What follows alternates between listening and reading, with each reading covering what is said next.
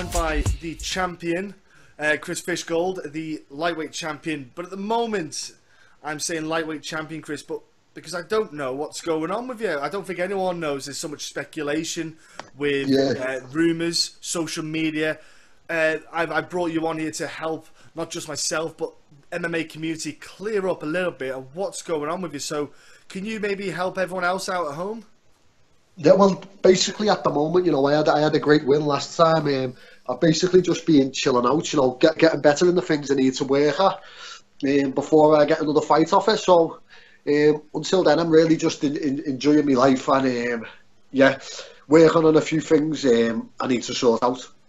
So you had your excellent last bout. It went probably better than expected. Your hands just let your hands go, and just everything. It almost looked like a computer game where everything landed. It was beautiful for you. You were obviously over the moon with the result, and then all of a sudden this kind of kingship, this kind of friendship bond, kind of formulated afterwards, and then you're cornering your former foe, and that's the beautiful thing about MMA. That's what this sport does. But But basically after the win, you know, after the fight, I said, you know, obviously the way I see it when I fight is, it's just business, you know.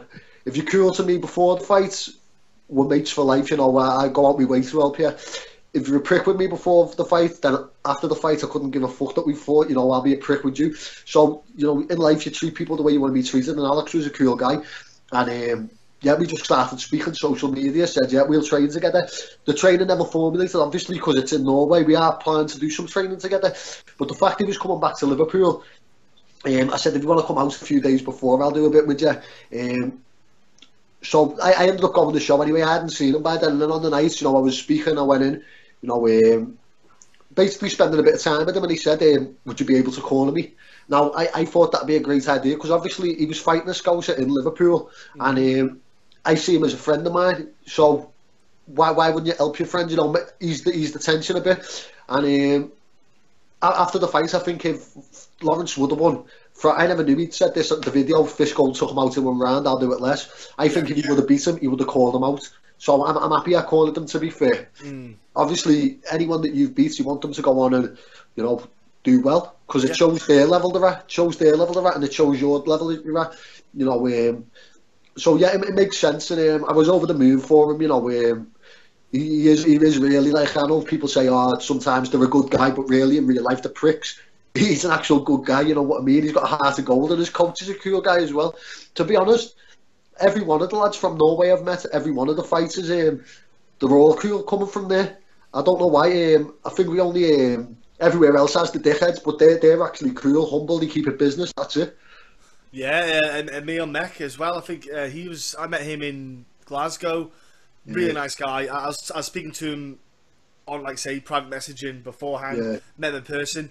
Just a really nice, you know, fun guy to chat and be around. And that dude was alcohol involved, and that dude is funny. Gosh, it was a wild time. We had Kevin Lee out in the drink as well, but that was a good time in Glasgow. But, so you had that. Did you see his last fight? By the way? Whose last fight? Liam Max. Yes, against Usman. I felt bad for him, to be fair. That lad never come to fight, did he? He come to wrestle. Usman came to wrestle. Usman was using his strengths, and like Usman said, he wasn't 100%. So maybe he did have something that he wasn't happy exposing on the feet. He maybe felt, I don't know what it could have been. We don't know. We could have been like he could have had a back injury that stopped him, you know, pulling shots. We don't know. So he just did the smart thing. He played it safe. But the problem was, I think that's a great fight, though. It's a great thing that happened, because for Mek, he could see what went wrong. He was frustrated, weren't he, as well? Yeah, and you can see that he can mature from that and go, okay, I need to be calmer. I need to learn how to stop that happening again. Okay, cool. So what am I going to do? I need to work on X, Y, Z.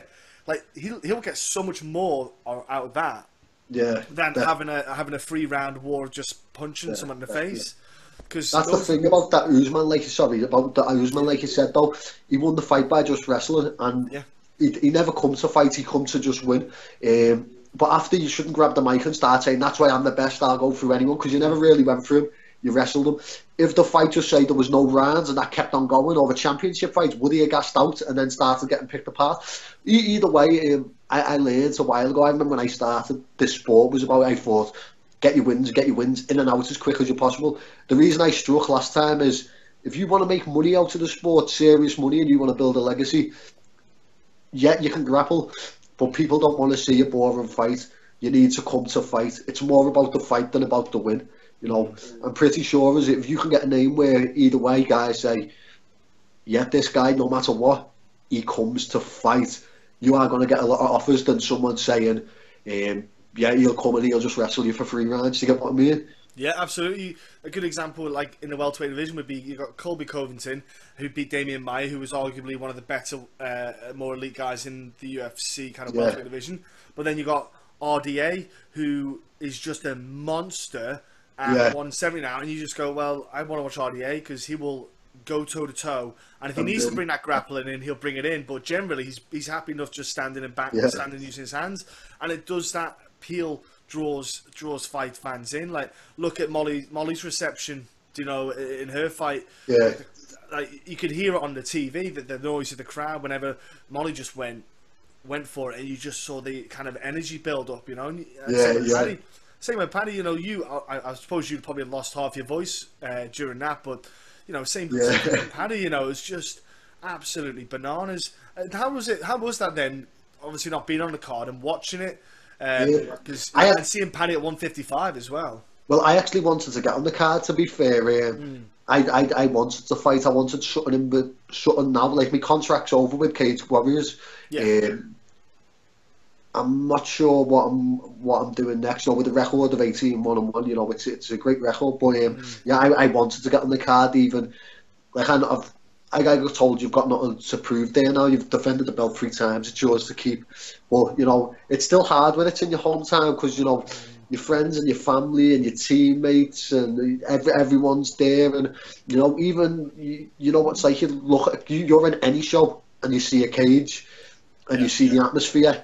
You know, you're a fighter. It's inside you. You want to get in there no matter what. And if you see a cage and you think, I'd rather not, then I think the sport isn't for you. Do you know what I mean? Yeah, absolutely. No, it is.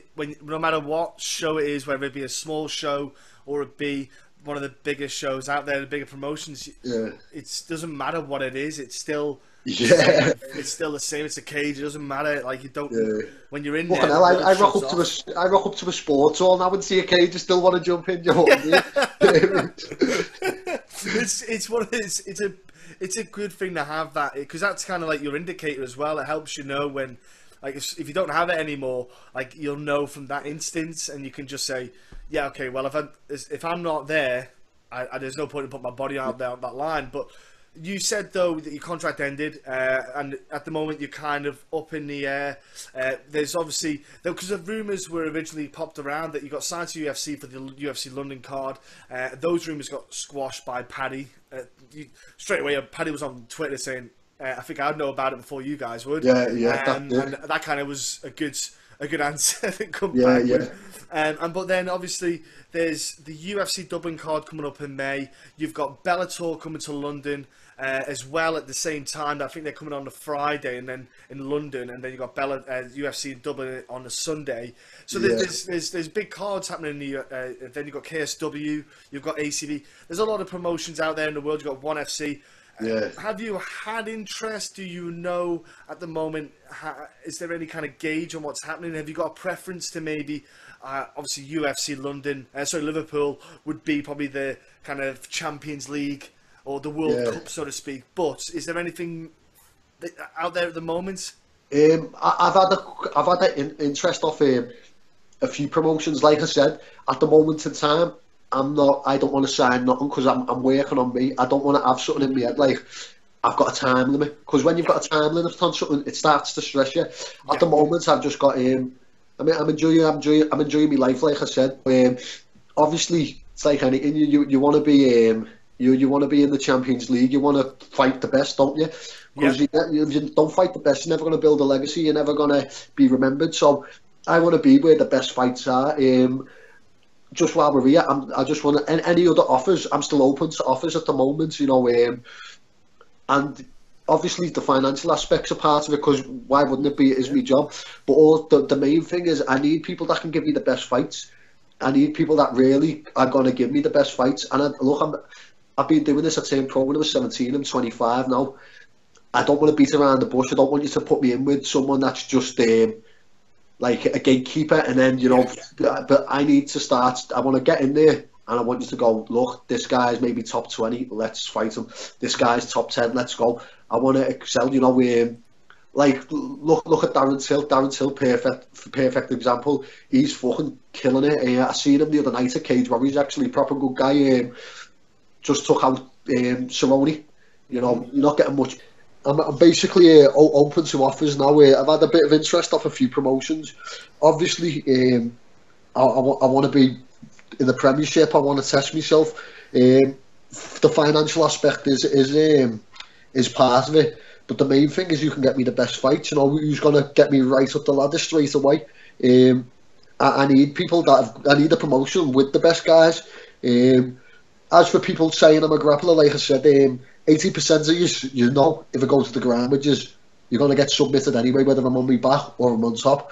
That's why the last fight I said I'm done with that now. It's not just about winning; it's about testing myself, and I want to earn fans. I want to build a legacy for myself. So I'm just going to stand from now on, and I'll stand with anybody. And if you don't believe me, let's put it to the test. Let's get a promotion to get me in, and put me up against someone, and let's go to war. Let's see what happens. So I am there to bring fans, and if you want to sign a fighter that's going to be entertaining and going to put his heart out there every time and just go forward, then make an offer.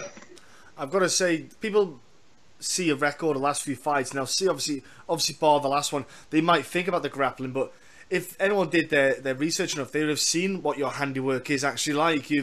You've always had the kind of hands and the kicks as well. You've got very sharp kicks. But unless someone bothers to put the time in to see that, they might not look at that aspect, and they think, oh, he's just a grappler. And I think that's what can happen to some fighters. They might fall into that trap where I'm happy standing, I'll be all right with Chris, and then they don't realise you're actually a lot quicker than they thought you were going to be. Well, I showed that last time. I actually said to Jacobson as well, not many people know this, Jake's going to leave and tell you. I said to Jacobson after the weigh-in on the last fight, I went up to him and his coach and I said, I'm just going to let you know, don't worry about the takedown tomorrow. I'm not going to try and take you down. I said, I want to get fans. That's what we're here to do. I said, I'll just stand with you. And I think he thought I was lying. Yeah. But I'm a man of my word. Really, I said I'm a man of my word. I said I'm not messing. I said I'm a man of my word. I'm not going to try and take you down. I really need to build fans. I've been in this game now as a pro for, 8 years, pushing 9 years. And at 18-1-1, I don't think I've got the following I really should. Do you get what I mean? Yeah, I get what you mean on that one, yeah. So I'm pretty sure the amount of people watching me now, if I could sign with one of the top promotions and they could put me in against the top 20, top 10, and we just stand there for 15 minutes, toe to toe, and just swing.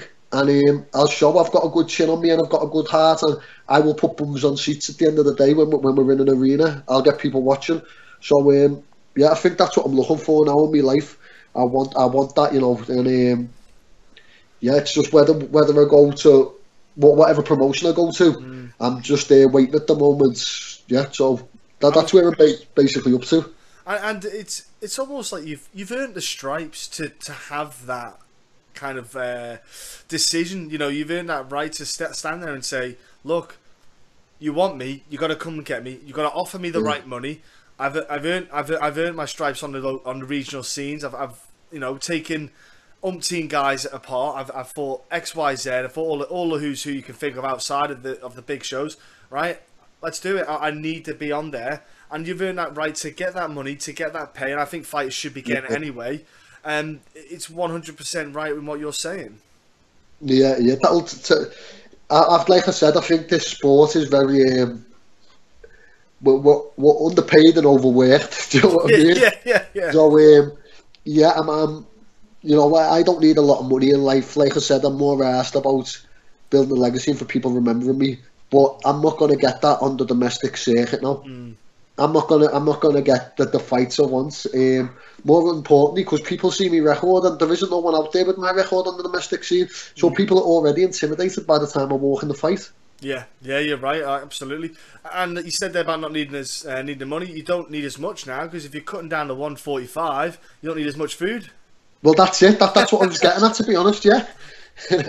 It's Yeah, it's a win-win. But so the cut down at 145, you must feel good at the moment. Like we spoke about your weight, obviously the Polaris match up, the grappling aspect. You were light then.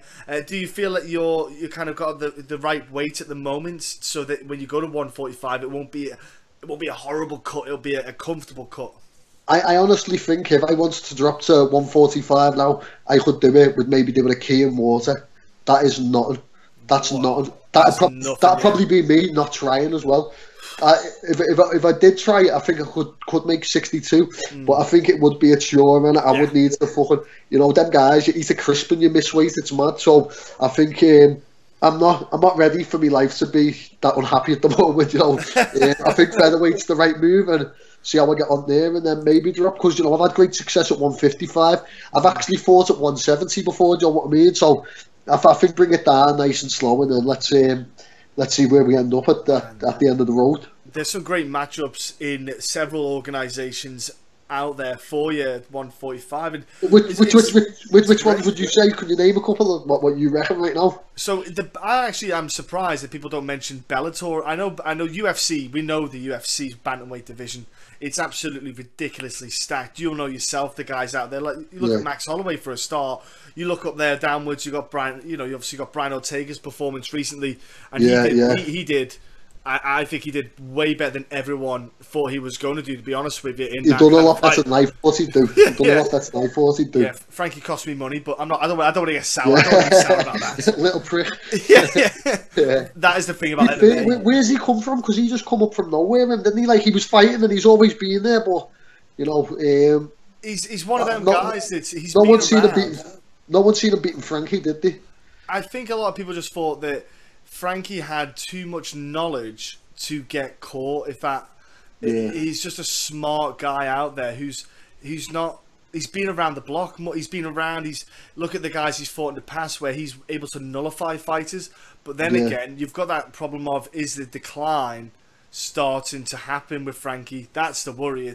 Everyone was talking about how he's had the most fights in XYZ in the promotion. He's been in the ring spent the most time in the octagon. That takes its toll. I remember when I was up and coming, seeing an old video with him and Sean Sheikh, and seeing him fight Sean Sheikh, no one gave him a chance in that because of how big Sean Sheikh is, and he absolutely stuck to a game plan. And when you speak of fighters with composure, he's probably one of the fighters in the UFC, one of the only ones I'd say from start to finish he keeps his composure. People normally get knocked out in the later rounds because the composure goes, they get a little bit sloppy. He's the same as he is in the last round as he is in the first, so I was shocked by that. So like I said, the Bellator have some great names which I haven't mentioned yet. So you've got Patricio Ferreira, you've got Emmanuel Sanchez, you've also got the likes of, they've just signed Sol Rogers, Daniel Crawford. So there are a couple of the Brits that have been signed onto that promotion. I never even knew that, Yeah, Sol's been signed up there, and Daniel Crawford. Because there was rumour of Daniel Crawford being signed to the bigger promotion. No one knew who it was. There was talks, obviously, maybe about the London card, him going on to there, but he's got signed up to Bellator. Obviously, you've got James Gallagher on Bellator too. A good fighter is like Noad Lahat. He's a very good grappler. He's a good name out there as well. Henry Corrales. So Bellator themselves have got. They're like 145, 155, and 170 are like their stronger divisions. They've got some really good names in there. But that's just that promotion in itself. So not even just UFC. There's a lot of guys, 145, 155 divisions. They're stacked in a lot of the promotions out there. It's a division for yourself to feast upon in a way, really, wherever you go. Yeah. I think, like I said, I just need. That they are amazing matchups actually. But like I said, I just need. I need offers, and just. I'm not gonna say probably it'll be 2 months till I pick, till I see where I am going, till I see where my next bout is. Maybe if someone offers me sooner, it could be sooner. In that, but it's the right offer. But I just want I need the fights. I need people who aren't gonna say. I need people to see me record and say, right, it makes no point throwing him in with somebody that's we've just signed as well. Let's put him in with someone that's been there. Let's test them straight away. And I need these tests. You see guys get signed to a promotion, and the first guy they're fighting is fucking someone that's just been signed with no name. If you're fighting someone with no name, unless you go out and put on a war, which generally they don't always do because they're so arsed about the win, Yes. then how are you going to get yourself known? You either need to go to war or you need to take out top names. So I am really looking for them top names.